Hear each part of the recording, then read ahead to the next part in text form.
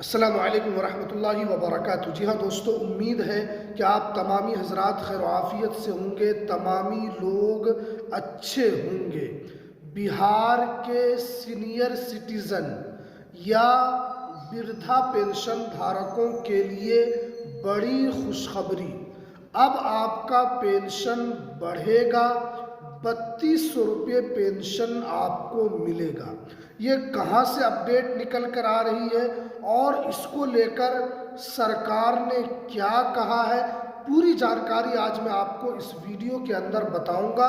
तो इसलिए इस वीडियो को आप पूरा ज़रूर देखें। वीडियो शुरू करने से पहले आपसे एक छोटी सी रिक्वेस्ट है, आप अगर हमारे इस चैनल पर पहली मर्तबा आए हैं तो आप इस चैनल को ज़रूर सब्सक्राइब कीजिए, बेल की घंटी को भी आप ज़रूर प्रेस कीजिए ताकि आपको ऐसे ही लेटेस्ट जानकारी, लेटेस्ट इन्फॉर्मेशन आपको मिलती रहे। तो चलिए हम वीडियो को शुरू करते हैं। जी हाँ दोस्तों, आप जानते हैं कि जितने भी सीनियर सिटीज़न हैं, जितने भी पेंशन धारक हैं, वृद्धा पेंशन धारक हैं, उनको लेकर सरकार जो है वो अलग अलग तरीके से अपडेट देती रहती है। अब आपका पेंशन बढ़ेगा, इसको लेकर सम्राट चौधरी साहब की तरफ से क्या कहा गया है और ये आपको 3200 रुपये जो पेंशन है वो कब तक मिलेगा। क्योंकि आप जानते हैं जितने भी सीनियर सिटीज़न हैं, जितने भी वृद्धा पेंशन धारक हैं, उनको लेकर सरकार के ऊपर केंद्र सरकार ने भी दबाव बनाना शुरू कर दिया है कि वृद्धा पेंशन धारकों को ज़्यादा से ज़्यादा पेंशन दिया जाए। कोर्ट ने भी पहले ही कह दिया है। तो अब जो है आपको 5 जनवरी से लेकर आपको 31 जनवरी के बीच में ये 10 काम अगर आप कर लेते हैं तो आपका पेंशन कभी नहीं रुकेगा और आपका पेंशन जब भी सरकार की तरफ से बढ़ाने को लेकर यहाँ पर नोटिफिकेशन जारी होगा तो आपको बढ़ी हुई पेंशन की राशि डायरेक्ट आपके अकाउंट में आनी शुरू हो जाएगी। तो वो 10 जो नियम है जो आपको 31 जनवरी तक आपको कर लेना है, 5 जनवरी से लेकर 31 जनवरी के बीच में क्या क्या अपडेट है, तो चलिए हम सबसे पहले वो समझते हैं। देखिए यहाँ पर जो अपडेट निकल कर आ रही है कि अगर आपने अभी तक जीवन प्रमाण पत्र सत्यापन नहीं किया है तो सबसे पहले आपको यहाँ पर जीवन प्रमाण पत्र यहाँ पर सत्यापन कर लेना है। उसके अलावा जो यहाँ पर अपडेट निकल कर आ रही है कि अगर आपका अभी भी डीबीटी एक्टिव नहीं है, यानी डायरेक्ट बेनिफिट ट्रांसफ़र, अगर ये आपका एक्टिव नहीं है, बंद है, तो भी आपको पेंशन का पैसा बिल्कुल नहीं दिया जाएगा। इसी तरीके से अगर आप डीबीटी को एक्टिव करा लेते हैं तो फिर आपको यहाँ पर कोई भी पेंशन का पैसा आपका नहीं रोका जाएगा और जब भी बढ़ी हुई पेंशन सरकार की तरफ से दी जाएगी तो वो पेंशन भी आपको यहाँ पर डायरेक्ट आपके बैंक अकाउंट में पहुँच जाएगा। तो इसलिए आपको ये भी करवा लेना है। उसके बाद जो यहाँ पर अपडेट निकल कर आ रही है कि मोबाइल नंबर को आधार से भी लिंक यहाँ पर आपको कर लेना है। क्योंकि बहुत मर्तबा ये होता है कि जो वृद्धा पेंशन धारक है उनको जो पेंशन की राशि दी जाती है या उनका जीवन प्रमाण पत्र जब सत्यापन नहीं होता है तो उनके आधार कार्ड पर ओटीपी जाता है। तो जब उनका मोबाइल नंबर ही उसमें लिंक नहीं रहता है या कभी उन्होंने जब आधार कार्ड को बनवाया था तब उन्होंने वहाँ पर मोबाइल नंबर दिया था और वो मोबाइल नंबर उनका बंद हो चुका है और दूसरा नंबर उन्होंने नहीं जुड़वाया है और कोई भी ओटीपी, चाहे वो पेंशन वाला जो हो, जब वो जीवन प्रमाण पर सत्यापन करते हैं, जब वो ई-केवाईसी करते हैं तो कोई भी ओटीपी नहीं आता है। तो ये काम भी आपको करवा लेना है। अगर पुराना नंबर है तो उसको हटाकर नया नंबर आपको आधार कार्ड में आपको जुड़वा लेना है।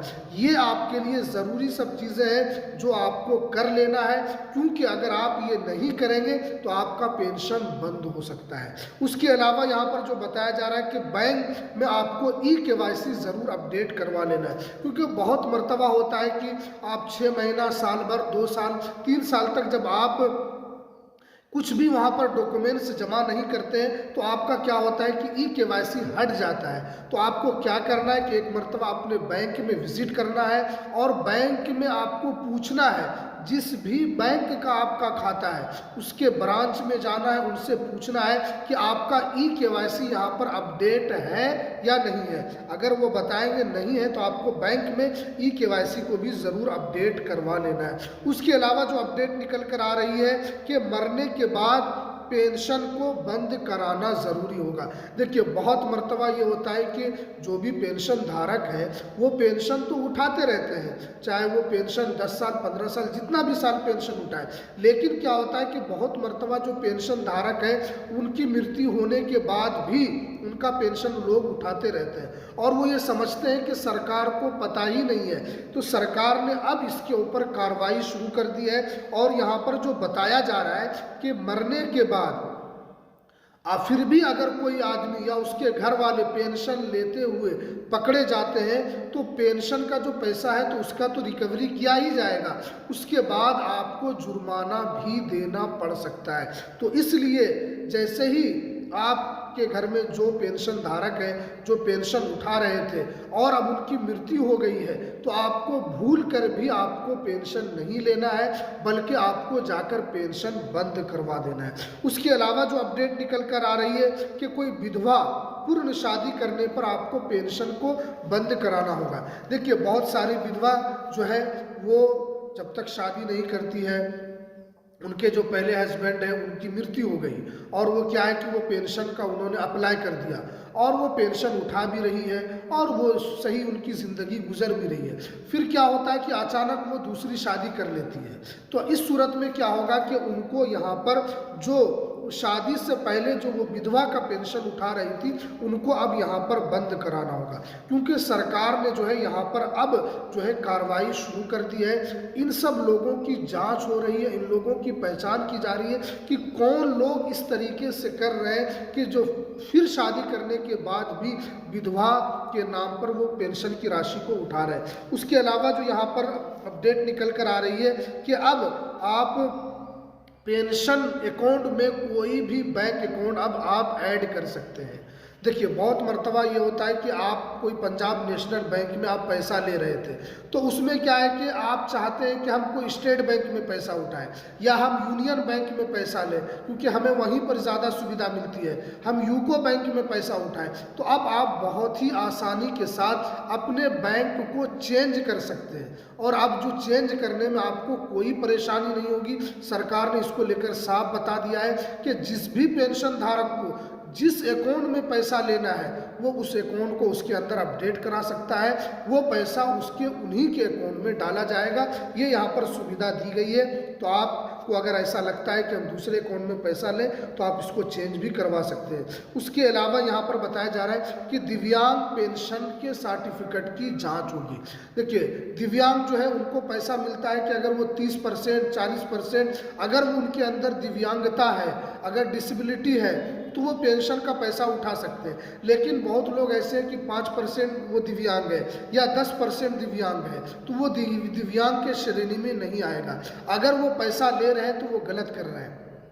तो इसलिए क्योंकि उनके अब सर्टिफिकेट की जांच हो रही है, अगर वो 30% से ज़्यादा दिव्यांग है तभी तो उनको दिव्यांग का पेंशन दिया जाएगा, वरना जहां से उस सर्टिफिकेट को इशू किया गया है उसके ऊपर भी कार्रवाई होगी और जो पैसा ले रहा है तो उसके ऊपर तो कार्रवाई होगी ही। उसके ऊपर जो पेंशन का पैसा उसको भी रिकवरी किया जाएगा और उसके ऊपर जुर्माना भी देना पड़ सकता है। तो ये जो है 7-8 नियम जो है इसको आपको फॉलो कर लेना है। अगर आप इन सब नियमों को फॉलो करते हैं तो आपको जो बढ़ी हुई पेंशन है वो भी आपको दिया जाएगा, क्योंकि सरकार इसको लेकर विचार भी कर रही है और केंद्र सरकार भी इसके ऊपर दबाव बना रही है कि जितने भी पेंशन धारक हैं, सीनियर सिटीजन है, वृद्धा पेंशन धारक है, उनको ज़्यादा से ज़्यादा पेंशन दिया जाए।